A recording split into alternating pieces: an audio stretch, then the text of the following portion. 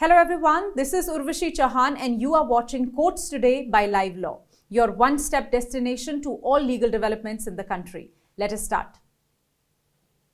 Starting with the update that you all have been waiting for, that is regarding the remand hearing of Delhi Chief Minister Arvind Kejriwal, who has been arrested by the Enforcement Directorate in the alleged Delhi liquor policy case. Kejriwal was today produced in court on the expiry of his 6 days of Enforcement Directorate custody. Yesterday, Delhi High Court had declined any interim relief to Kejriwal and only issued notice on his plea challenging the arrest and the remand.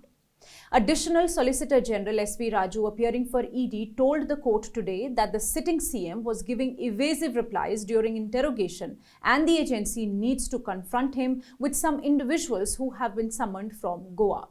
Only yesterday, ED summoned Aam Aadmi Party's Goa Unit Chief Amit Palkar and some other party leaders for questioning.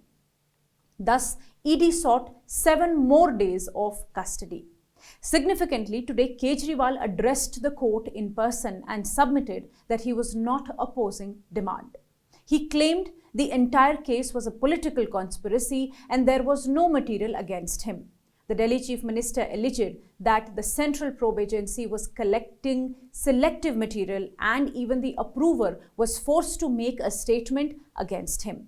He also questioned whether a sitting CM could be arrested based merely on statements made by 4 individuals.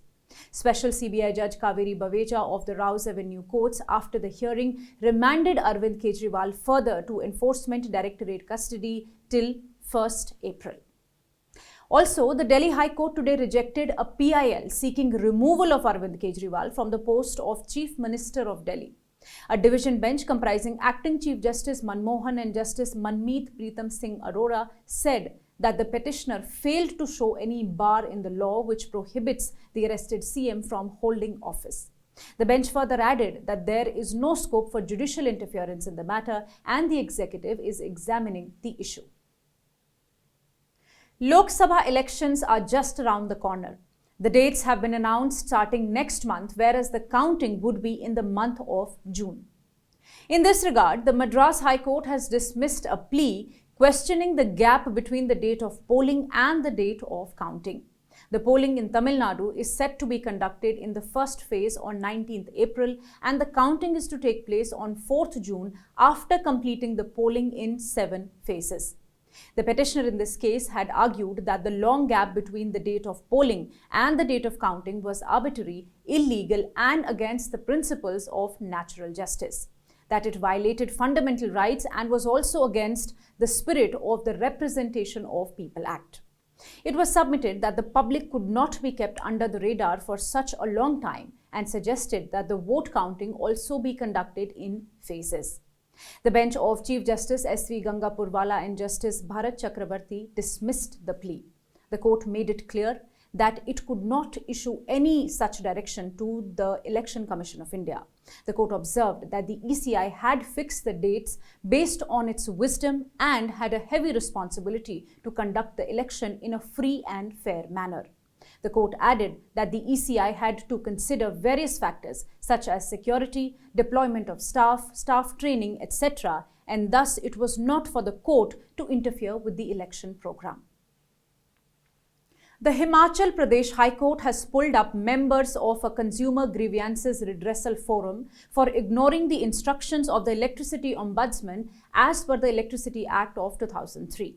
The court has instructed them to undergo training in judicial discipline before they can continue handling cases. In this case, an industrial unit approached the forum contesting the electricity tariff category assigned to them by Himachal Pradesh State Electricity Board. The forum initially rejected the complaint, citing pendency of a writ petition on the same issue. However, the Electricity Ombudsman, upon appeal, directed the forum to decide the matter on merits. Despite the Ombudsman's order, the forum twice dismissed the complaint without considering its merits. Thus, the industry moved the High Court. In its clear message to uphold judicial discipline, the High Court ordered the immediate withdrawal of all cases from the forum and mandated judicial training for its members at the Judicial Academy in Gandhal. In another update, the Karnataka High Court has directed the Central Adoption Resource Authority, that is KARA, to consider representation of a couple who are Indian citizens and have adopted a child in Uganda, a country which is not a signatory to the Hague Convention of 1995, and seeking to legalize the adoption in India in terms of Juvenile Justice, Care and Protection of Children Act of 2015 and the Adoption Regulations of KARA 2022.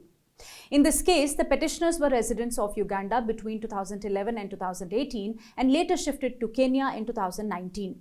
They held Indian passports since they have not renounced Indian citizenship. In 2014, while in Uganda, they adopted a child. The High Court of the country in Family Division granted guardianship of the child in favor of the petitioners as in 2015, and they were granted all consequential rights over the child.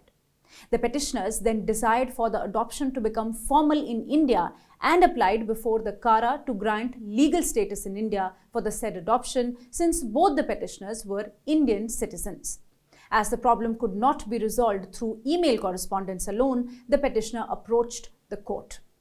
The respondents in the case submitted that the government did not want to jeopardize the rights of the petitioners or render the child illegal without legalizing the adoption. It said that parents would be issued a support letter which would be enough in the circumstances for necessary entry and exit into the country. A single-judge bench of Justice M. Nagprasanna referred to the provisions of the Juvenile Justice Act of 2015 and noted that the Act did deal with the procedure for adoption by Indian prospective adoptive parents living in India and with inter-country relative adoption. But regarding the situation in the present case, there was no provision. It observed that the petitioners were not asking for legalizing an illegal adoption, but for recognition of a legalized adoption under the regulations of the nation. The court emphasized that the support letter from the Government of India did not adequately address the situation, as it was limited in scope and intended for passport issuance in domestic adoptions. Since the case involved cross-border adoption and had been addressed by a foreign court, the court suggested that the foreign court's orders would be enforceable in India. Accordingly, it directed the Central Adoption Resource Authority to consider the representation of the petitioners. The Delhi High Court today dismissed another set of pleas moved by the Indian National Congress against initiation of income tax reassessment proceedings against it for 4 years, that is 2017-18, 18-19, 19-20 and 20-21 by the tax authorities. A division bench comprising Justice Yashwant Verma and Justice Purushendra Kumar Kaurav rejected 4 pleas on similar terms as its earlier judgment, where identical pleas of the political party were dismissed regarding the reassessment proceedings for 3 years. The court had observed that the political party had chosen to approach the court only a few days before the time for completion of assessment would expire. It had added that the income tax authorities appear to have collected substantial and concrete evidence warranting further scrutiny and examination of Congress income under the Income Tax Act. And lastly, the Jammu and Kashmir and Ladakh High Court has upheld dismissal of a CRPF constable who secured appointment in the force using fabricated documents.